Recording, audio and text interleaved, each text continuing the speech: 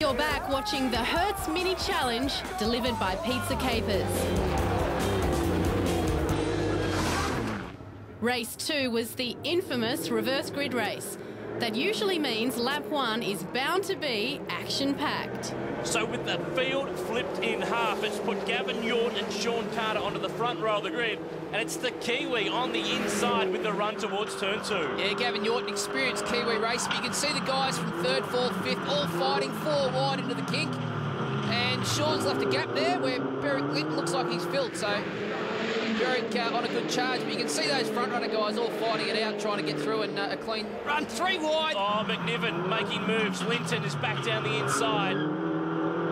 It's a hectic first lap as everyone tries to fight for position, and Stokel and Alajajan are side by side on the run up towards turn 4.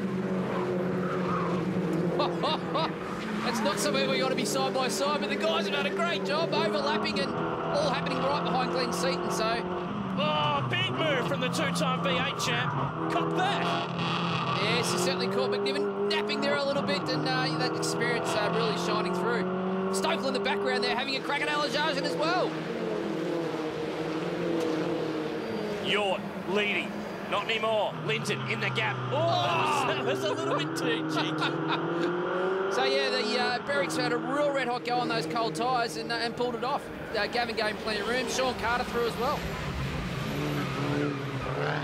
The championship contenders were quickly slicing their way through the field.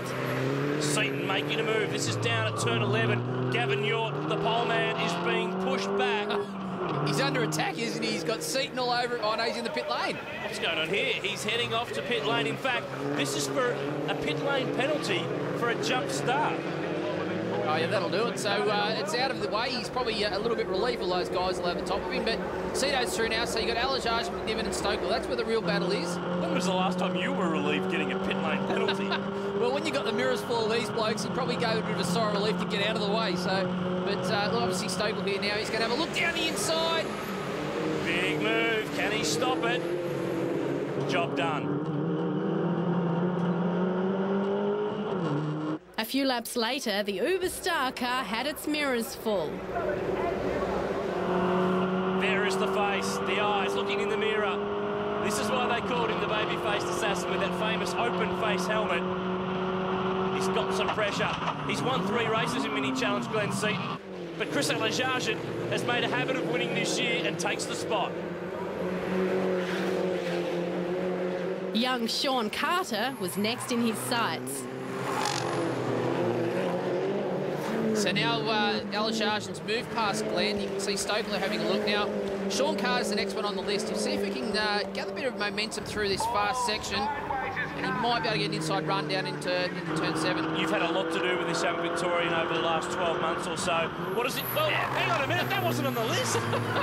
Yeah, you can just see that building, and Sean's been smart enough to see it coming. So, look, Sean's doing a great job. A young guy, his first full season, and here he is mixing with these Australian champions, touring car champions, Gold Star winners, and he's putting pressure back now on Alajajan. But he's got Seaton behind him as well, so there's plenty of action going on here in the mini race. Great stuff here from the Mini Challenge in Townsville. Such a great track for racing. They really created its own identity as something of a bull ring in just 2 years of this event, and the Minis are proving it. Carter was having a tough time keeping the more experienced drivers at bay. Glenn Seaton zeroing in the Pizza Capers Mini. Remember, in this race, he's running with no success ballast, and that's helping. A little bit of weight really affects the car into braking, and it affects it on exit of the corner. So obviously when you don't have that, you can really get a bit of a run, and that's why Berwick Linton out in front is actually doing a great job. With Seaton now, he's just got through Sean, and Stokel's having a look as well. Big move, turn 11, gets it done. So Paul Stokel, the reigning champ, continues to pick his way through the order. While everyone else was jockeying for position, Gold Coast Mini dealer Berwick Linton, in his first appearance in the series this year, drove off into the distance to take his first ever Mini Challenge win.